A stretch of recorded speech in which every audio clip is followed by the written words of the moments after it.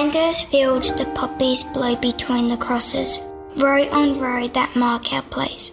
And in the sky the larks, still bravely singing, fly scars heard amid the guns below. We are the dead short days ago. We lived, felt dawn, saw sunset glow, loved and were loved, and now we lie in Flanders fields. Take up our quarrel with the foe, to you from failing hand we throw, the torch be yours to hold it high.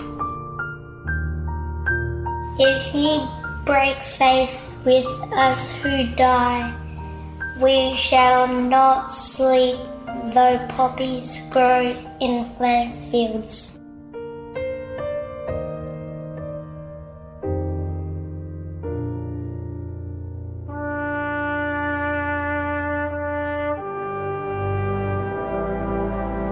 Hi, this is Dr Justin Coulson on a special ANZAC Day public holiday long weekend Happy Families episode.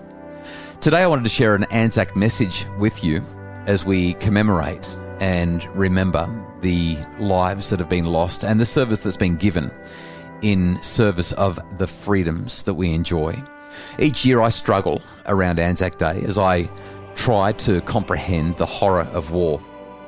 The shocking events this year in Ukraine have made it even more difficult to understand just how awful war really is. It's made war all the more real as we've watched via technology the loss of homes, the loss of families, the loss of life, and to me, the loss of humanity that should exist in people's hearts, but has been replaced in far too many people with a desire to hurt and maim and kill. It's been devastating to watch.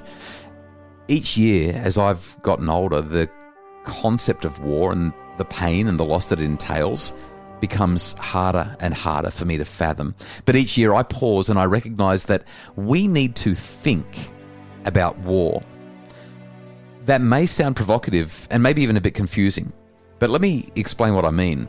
I believe that we need to talk with our children about war. We need to feel that heartbreak, that pain, that unspeakable confusion about being in a world where war occurs and freedom and peace are lost. We need days like ANZAC Day for reflection. We need pain to exist in our hearts over the horrors of war and the devastation that it wreaks on the world. Some people will say, well, I don't want to think about such awful things. I don't want to go there. And I get that. I probably prefer not to as well, if I'm perfectly honest about it. But, and here's the provocative thing that I want to say, I don't believe that any of us, not one of us, has the license to avoid thinking about what war has done and how people have suffered as a result of dictators and despots and greedy governments intent on grabbing power at any cost. In fact, I believe that remembering and thinking about war is among the things that we must think about regularly if we're to take our freedom seriously and not for granted. We should not avoid thinking about the price that so many have paid for our peace and freedom. We should not avoid thinking about the price that so many are now paying because they live in places where peace and freedom are now suddenly no longer available.